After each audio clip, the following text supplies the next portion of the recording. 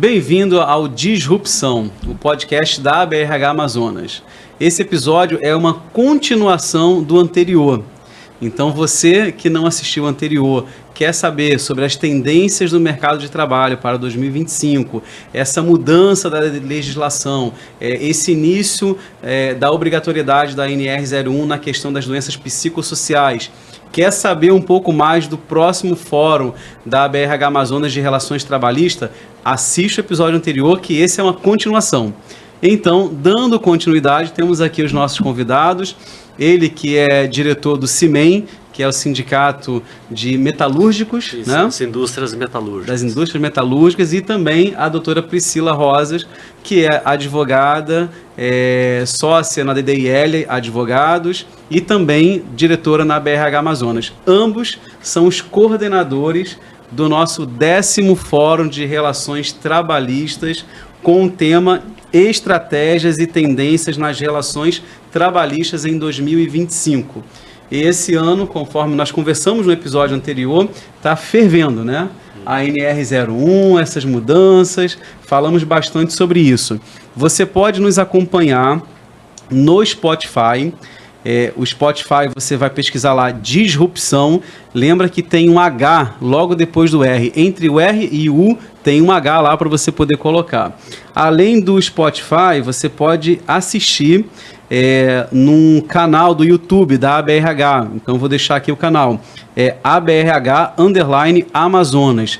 Lá nós temos gravado todos os episódios anteriores e estão imperdíveis. Então acompanhe. E você também fica por dentro dos eventos que são promovidos pela ABRH no nosso canal do YouTube, do Instagram, que é o @ABRH Amazonas, tudo junto. Sem mais delongas e já agradecendo, Matheus, muito obrigado pela participação. Doutora Priscila, obrigado. Por favor, dê boas-vindas para quem está nos assistindo nesse mais episódio. Bom, obrigado, Luciano, pelo convite de participar desse podcast, onde a gente tem a oportunidade de divulgar o 10º Fórum de Relações Trabalhistas, que esse ano terá o tema Estratégias e Tendências nas Relações Trabalhistas em 2025. Então, temos muita contribuição para a sociedade de comércio, serviço e indústria, e é onde a doutora Priscila vai também palestrar sobre um tema muito relevante que está na atualidade de hoje. Doutora Priscila. Então, Luciano, a gente tem vários painéis, teremos várias palestras. Uma delas, a palestra local, eu vou falar sobre a legislação, né, a Lei 14.457 de 2022 e o papel preventivo, né, que nós devemos ter dentro das empresas para evitar um ambiente de trabalho tóxico, né? Então a gente vai explorar essa temática que está em alta esse ano de 2025, né, tanto pela questão da NR1 e dos fatores psicossociais, e que passa, portanto, aí a ser um ponto sensível, a ser fiscalizado muito brevemente dentro das empresas. A prevenção começa antes da primeira dúvida e não depois da primeira denúncia. Então, não permita que chegue ao ponto de uma denúncia. E falando sobre a Lei 14.457, eu queria, Priscila, se você puder, contextualizar um pouco sobre o que é essa lei, de forma mais abrangente. Uhum. E aí depois, assim, a gente aprofunda um pouco mais sobre esses 2 anos da lei em vigor. O que você observou já de avanços, melhorias, e se tem alguma coisa que você falou assim, olha, puxa, isso aqui não foi muito bem aplicado. Por favor. Então, a Lei 14.457/2022, ela entrou em vigor em março de 2023. Ela teve aí um período para que as empresas passassem a se adaptar e implementar essas medidas de prevenção. Ela é a famosa Lei Emprega Mais Mulheres, então ela é muito focada nessa saúde, nesse ambiente de trabalho seguro, nessa questão da diversidade, de um ambiente igualitário para todos, né? E ela trouxe aí algumas disposições como, por exemplo, a parentalidade, né, a questão de você trabalhar a diversidade, as questões de assédio e todos os outros tipos de violência dentro do ambiente de trabalho. Então, ela é uma legislação, de certa forma, densa, que o objetivo é justamente permitir e garantir um ambiente de trabalho sadio e saudável por meio de práticas que muitas vezes a gente acha que não tem relação com o trabalho, né?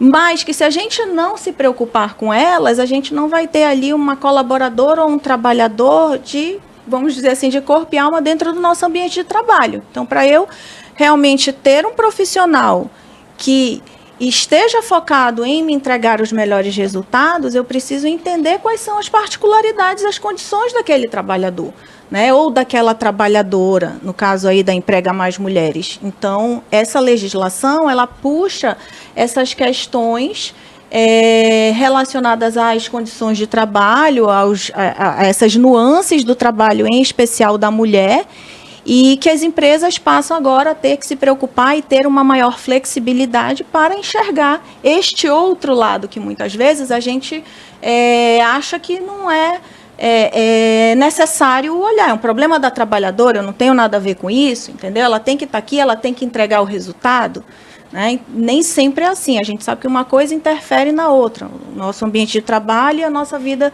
pessoal, elas se interligam. Então, é importante que a gente tenha aí um equilíbrio entre ambas. E nesse equilíbrio entre ambas, e não puxando novamente o tema da NR01, da questão da psicossocial, mas se a lei ela tem essa preocupação de ambiente tóxico, de prevenção de ambiente tóxico, certamente ela já é um pilar de apoio para a aplicação da NR01. Você falou no episódio anterior, sim, que a 14457 ela não atinge diretamente pequenas e médias empresas, porque depende do porte, né? Isso. A gente tem que fazer o enquadramento. Como a 14457 ela fala na questão de combater o assédio, por exemplo, dentro da CIPA, então você vai olhar, fazer o enquadramento, pegar na sua empresa e ver, deixa eu ver aqui se eu tenho a obrigatoriedade de constituir ou não uma CIPA. Então, você vai olhar qual é o teu grau de risco, quantidade de empregados e vai fazer o teu dimensionamento, né? Se você tiver obrigatoriedade, aí você tem que atender essa questão de trabalhar a prevenção a essas temáticas de assédio dentro da tua CIPA, tá? Tá, mas na questão da NR01, tem também a questão do assédio. Sim. Então, a lei, ela é diferente, né, dessa conduta nova da NR01, contudo, ela tem muita sinergia. Tem muita sinergia porque existem exigências, já que a gente está falando da 14457, então existem obrigações legais que eu acredito que elas, obviamente, sejam também medidas preventivas para a gente trabalhar na NR01, né? Então, anualmente, por exemplo, lá no artigo 23 da 14457, ela diz que eu tenho que ter identificar e colocar as condutas de desvios, vamos dizer assim, de comportamento dentro das normas internas da empresa. Então, eu preciso construir talvez uma cultura organizacional, e hoje em dia a gente tem isso por meio dos códigos de ética, dos códigos de conduta, das normas internas da empresa, onde a gente estabelece quais são aqueles comportamentos adequados ou inadequados que a empresa vai praticar ou não tolerar dentro das companhias. Então, a 14457, ela diz que eu preciso trazer essas especificidades para dentro das minhas normas internas de boas práticas. Eu preciso também fazer os treinamentos das lideranças com relação a essas questões de assédio sexual e outras formas de violência, porque a 14457, ela utiliza essa nomenclatura, né? assédio sexual e outras formas de violência. Que outras formas de violência são essas? O assédio moral é uma forma de violência. O assédio sexual é uma forma de violência. O assédio psicológico, o assédio patrimonial. Então, assim, ela deixou isso de maneira ampla para que as empresas possam trabalhar várias frentes, e não apenas o assédio sexual e o assédio moral, que são os mais comuns. Então, todo e qualquer tipo de violência deve ser combatido. Outra exigência são os canais de denúncia.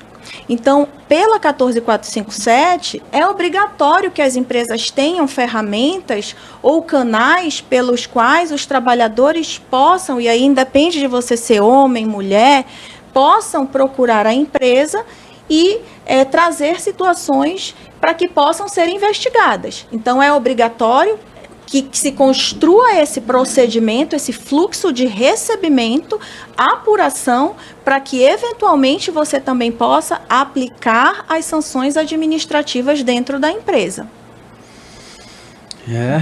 É bastante conhecimento, né, pessoal?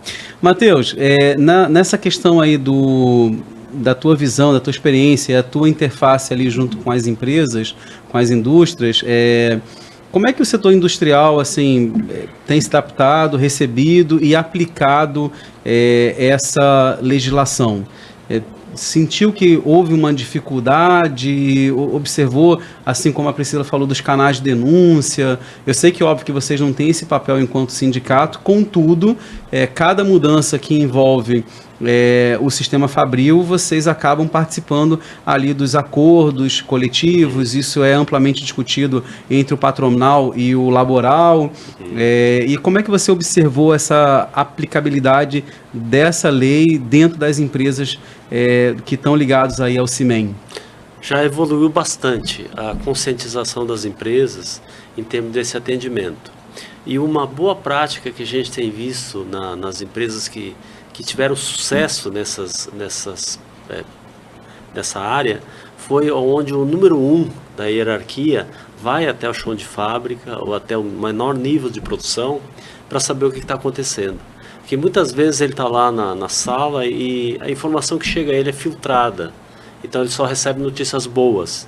Então ele tem que conhecer, ele tem que conversar com as pessoas que estão ali no meio da pirâmide para saber o que está acontecendo, para ter informação real daquilo que está, para prever coisas futuras. A gente chama isso de sinais do processo.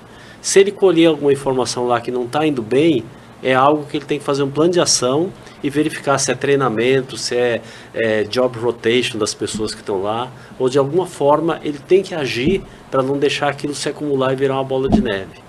Então essa é uma prática muito boa dentro das empresas. E você sabe, Luciano, que complementando o que o Matheus está falando, nós temos algumas convenções coletivas de trabalho que também trazem essa obrigatoriedade para dentro.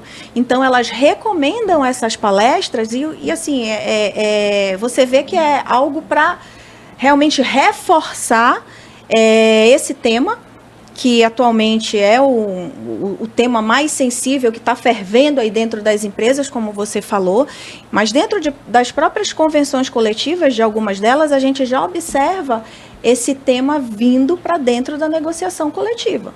Então, não só apenas aquelas... O tema da lei ou o tema do assédio, de prevenção do ambiente de trabalho com relação ao assédio moral e sexual.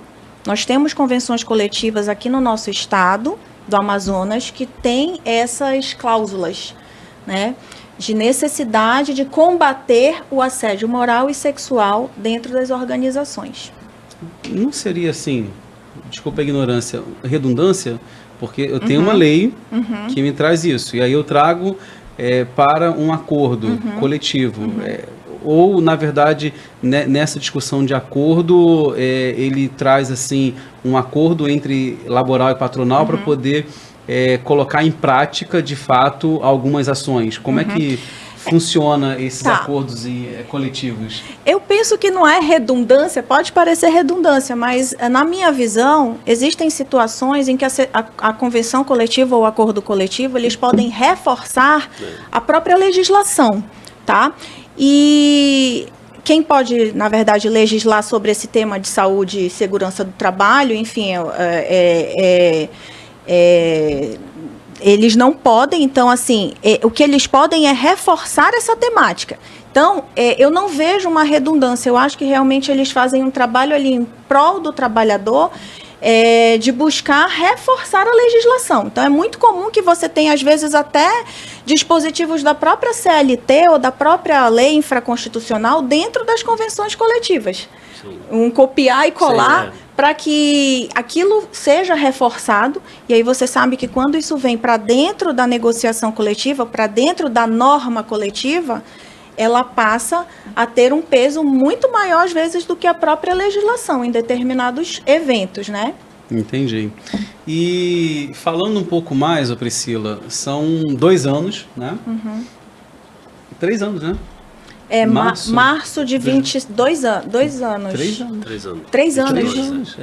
3 anos. 23 anos. 23, 24, 25. Isso. 3 anos. O que tu observou, assim, de avanço dentro das empresas? Eu observei que realmente essa questão dos canais de denúncia, eles já estão estruturados.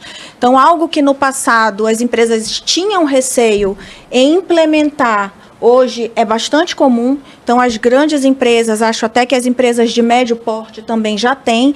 Isso ganhou também uma força porque os próprios órgãos públicos hoje têm essas ferramentas e essas políticas e normativas de tolerância zero ao assédio de qualquer natureza.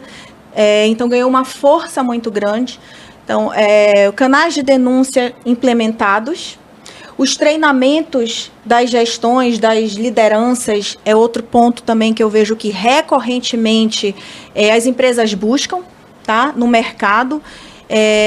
Essas construções de códigos de conduta, de códigos de ética, também você percebe que houve um movimento muito grande nesse sentido e da divulgação de todas essas ferramentas como medida de prevenção, porque isso tudo é evidência para o empregador numa eventual fiscalização. O ônus de comprovar essas medidas é do empregador. Então, tudo isso que nós falamos aqui serve de evidência para ele demonstrar que está cumprindo a legislação. E serve também para a gente trabalhar na própria NR1, como você falou, tá? Para construir e evitar, que o objetivo é prevenir e evitar, se não puder evitar, reduzir esses riscos de fatores que possam causar essas questões ocupacionais. E gerar os dados de comprovação da prevenção que está sendo feita, né? Exatamente. Que aí é um ponto que a NR1 tudo está interligado, né? É uma interpretação sistemática, como eu comentei no intervalo com você. Tudo está interligado. Eu vou precisar evidenciar que eu fiz o gerenciamento do risco, que eu identifiquei os fatores do risco, que eu construí o meu plano de ação, que eu trabalhei na medida preventiva, porque o objetivo é prevenção. É unicamente a prevenção. E o ônus é nosso. O ônus é nosso empregador, empresas. Eu acho que, assim, fazendo uma reflexão, nesses últimos anos nós tivemos várias mudanças. Assim, aqui eu observei a questão do e-social, que nós estávamos até conversando um pouco antes, aonde você tem ali 5 órgãos fiscalizador, né, que acessam as informações. Sim.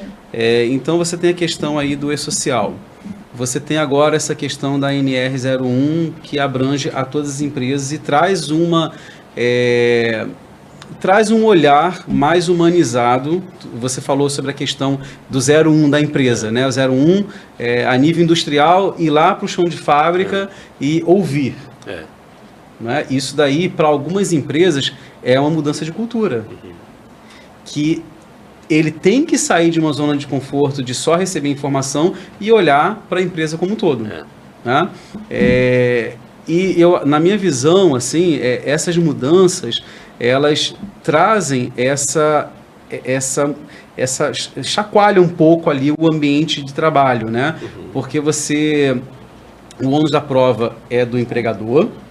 Então, enquanto empresário, gestor, você precisa estar bem calçado de que você está cumprindo o que deveria ser já uma prática normal, né? Porque é ruim a gente precisar fazer uma lei para que a pessoa não seja assediada moralmente ou sexualmente. Mas, infelizmente, é a realidade que a gente precisa ter uma lei para poder trazer essa reflexão e essa mudança, porque senão gera uma multa, gera um processo, e aí quando dói no bolso de um empregador, ele acaba se precavendo. Mas eu acho que, e aí queria ouvir também a opinião de vocês, eu acho que essas mudanças, elas trazem bastante inquietação, porque já é complicado a nossa legislação trabalhista, né? Estou falando isso como empresário, já acho muito complexo e complicado.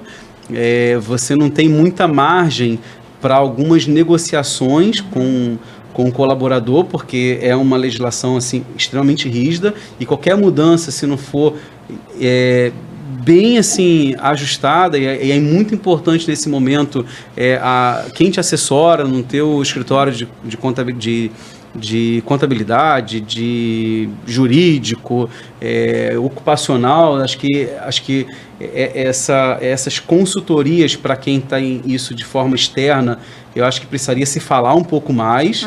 Eu estou falando com vocês, ouvindo e já fazendo reflexões. Puxa, eu preciso marcar uma reunião com o meu contador, com o meu jurídico e com a empresa de medição ocupacional. Já estou assim, estamos conversando aqui e eu já refletindo como é que eu posso colocar isso em prática. Porque eu preciso que eles se falem. Sim. Que na minha unidade de negócio, na minha empresa, são 3 escritórios distintos. Sim. E quando a gente vai olhar para a aplicabilidade, isso envolve e aí muitos setores. Você tem que ver que você tem a sua atividade fim.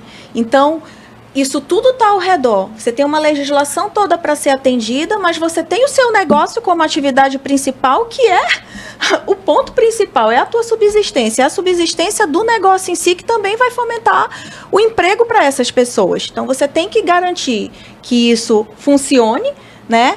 E, em paralelo, você tem que atender a essa legislação também. E aí, como você falou, o foco, talvez, da tua equipe que está lá não é esse. Por isso que as empresas, elas recorrem realmente a essas consultorias externas.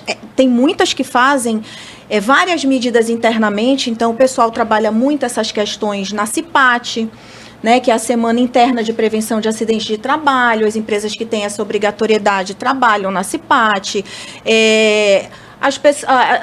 Medidas simples, diálogos de segurança do trabalho pela manhã, reuniões matinais, esses temas, eles podem ser trabalhados para aquele empregador que fica preocupado em querer atender, mas que talvez não tenha esse aporte financeiro, né, para deslocar ali da atividade fim para essas questões. Ele tem uma série de alternativas, na minha opinião, que podem facilitar e divulgar e trabalhar nisso, entendeu, Luciano? Então, não só uma consultoria externa, mas dentro também do ambiente de trabalho, ele identificar quem são possíveis profissionais que possam estar aptos a fazer esse trabalho preventivo lá dentro.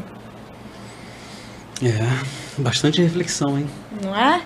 E essas relações sociais que os funcionários têm na parte externa, muita coisa traz para dentro da empresa e potencializa problemas, porque a sociedade está sempre em evolução. Então a empresa tem que acompanhar essa evolução e trazer, atualizar o treinamento das pessoas, principalmente dos gestores, para entender essas mudanças que tem na sociedade. E muita coisa que era admitido no passado, hoje não é mais. Então tem que se atualizar nisso aí. Que é um pouco, acho que alguma palestra do Congresso da BRH, estava falando muito sobre o momento em que nós estamos, onde você tem uma pessoa que é de uma geração que está ali com seus 60, 65, 70 anos e que está na gestão de uma empresa e está entrando ali a pessoa que está como menor aprendiz. Então, assim, é um choque, né? O Assis fala muito sobre isso em alguns bate-papos, né? É um choque cultural. São visões de vida diferentes. Sim. A pessoa que... Eu, por exemplo, tive dificuldade de contratar um estagiário de marketing. assim, processo seletivo, e não tinha candidato. E às vezes você tem dificuldade de uma pessoa que está iniciando contigo, que tu vê às vezes assim, pô, a pessoa tem potencial, mas às vezes a pessoa não quer um cargo de gestão. E a pessoa que já está com mais estrada, que está há mais tempo, ela tem um jeito de lidar que é diferente, que é o que a pessoa construiu para a vida inteira.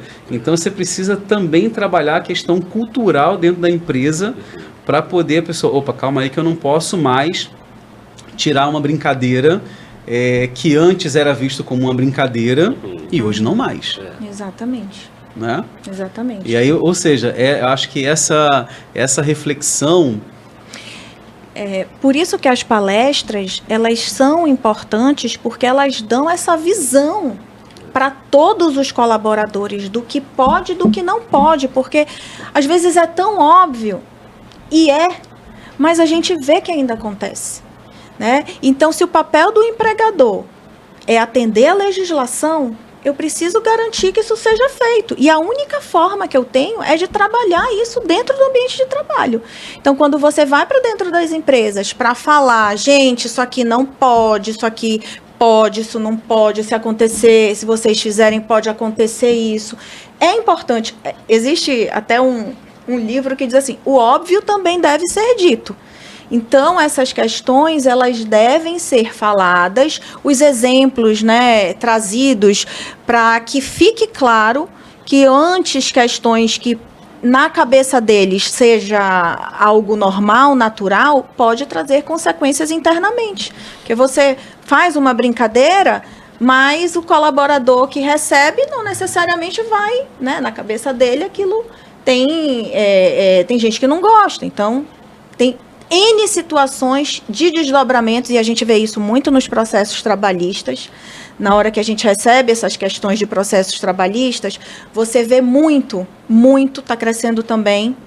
Então, a prevenção evita que a gente chegue nessa etapa, onde a gente vai receber um inquérito civil do Ministério Público querendo saber, cadê aqui teu canal de denúncia? Ah, tem, mas cadê a investigação? Não quero só saber se tem, eu quero saber a denúncia que chegou e o que foi feito com ela, né? Então, a gente já está percebendo isso. Então, são as transformações, reflexo dessa legislação da 14457, que agora passa, como eu falei, a ser fiscalizada e, né, surgir e exigir que o empregador realmente evidencie isso. Que é o processo da NR01, né? Isso. Ela se torna lei, né? Se torna obrigatório agora a partir de 25 de maio, correto? 26. 26 de maio, desculpa. E provavelmente terá um período de adaptação e depois, certamente, terão as visitas do Ministério Público do Trabalho, etc. e tal. Inclusive, você comentou, acho que no episódio anterior, sobre os painéis do fórum.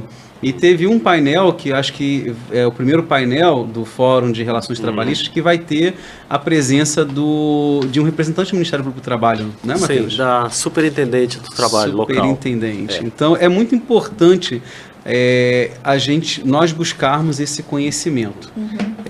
O que você falou sobre a questão da prevenção, eu tenho que ter essa clareza. Nós, gestores, temos que ter essa clareza de que não é que eu não vou cobrar uma entrega de um resultado, mas é a forma como eu vou cobrar. Exatamente. Hoje, saber se comunicar, ele é essencial para todas as esferas, sempre foi. Contudo, hoje, para o ambiente de trabalho, ela é extremamente importante, e isso foi até palestra foi tema de uma das palestras no CONAMA, no congresso no ano passado. Eu me lembro muito bem, não me recordo agora quem foi a palestrante, mas ela falando sobre a questão de comunicação, como você falar, como você se portar, porque da forma como você se coloca, você pode sim estar assediando moralmente. Sem perceber. Sem perceber. Por quê? Porque culturalmente a gente não pode esquecer. Eu tenho a minha visão de vida, dos meus Traz anos uma de bagagem vida. cultural, A minha bagagem cultural, né? O Matheus tem a dele. E nós estamos num ambiente em que nós precisamos nos respeitar. Exato. Então é muito importante você, gestor, buscar esse conhecimento, trazer essa reflexão para dentro do ambiente de trabalho e envolver a sua liderança, porque normalmente o ambiente, quando ele não está sadio, o problema ele vem de cima. Se tu não trabalha a liderança, não adianta que não são os colaboradores que farão a mudança. Né, Priscila? Sim. Tem que treinar realmente todo mundo, tá? Porque a gente percebe também que às vezes no mesmo nível hierárquico também está acontecendo e desestabiliza. Mas se não partir de cima, como você bem falou, a gente não vai ter uma consciência do todo. E no final vai doer no bolso, vai gerar processo, vai gerar multa, vai gerar dor de cabeça. E hoje, num ambiente competitivo de mercado de trabalho, toda e qualquer pessoa na função de gestão tem que estar muito focado em estratégia dentro da sua área de atuação para que você possa trazer a melhor solução para o teu negócio. Então, quanto mais você se preparar para estar livre desses problemas e gerar um ambiente sadio, melhor vai fluir a tua empresa, não tenho dúvida disso. Já estamos chegando ao final de mais um episódio. Quero reforçar aqui o convite, deixar o nosso querido Matheus aí reforçar o convite para você que está nos assistindo e que quer aprofundar um pouco mais. Foram 2 episódios tratando sobre o tema que será amplamente debatido dentro do Fórum de Relações Trabalhistas. Então, Matheus, por favor, faça o convite para que as pessoas possam participar desse brilhante fórum que você e a Priscila estão coordenando. Certo. Então, mais uma vez, convidar a todos a participar do 10º Fórum Trabalhista, que vai ocorrer lá no auditório do Senai, na Bola da Suframa. Através das redes sociais da BRH, você consegue localizar o link para inscrição. Venha e participe, que a doutora Priscila vai estar lá e a gente sempre aprende muito com ela nessa convivência que a gente tem com ela. Não tenho dúvida. Obrigada. Priscila, seu desfecho. Bem, também aproveito para reforçar o convite, agradecer mais uma vez por estar aqui no nosso... na disrupção no podcast e realmente contar com a presença de vocês no nosso evento, no nosso 10º fórum. Tenho certeza que esse ano também vai bombar por conta dessa temática e desse momento em que nós estamos vivendo dentro das relações de trabalho. Então, espero vocês lá. O Matheus falou aí, nas nossas redes sociais vocês encontram maiores informações e conto com a presença de todos. Obrigada, Luciano, mais uma vez. Muito obrigado você, Priscila, Matheus. Pessoal, esse episódio ele foi um convite à reflexão, mas também é uma chamada para a ação. Então, faça o seu papel, faça o seu melhor e conte com a BRH, em nome do nosso presidente Francisco de Assis, da nossa vice-presidente Rosemília. Eu quero agradecer a audiência, a tua participação e esperamos vocês dia 9 de maio lá no auditório do Senai para que a gente possa mergulhar de cabeça nesse tema. Um abraço e até o próximo episódio.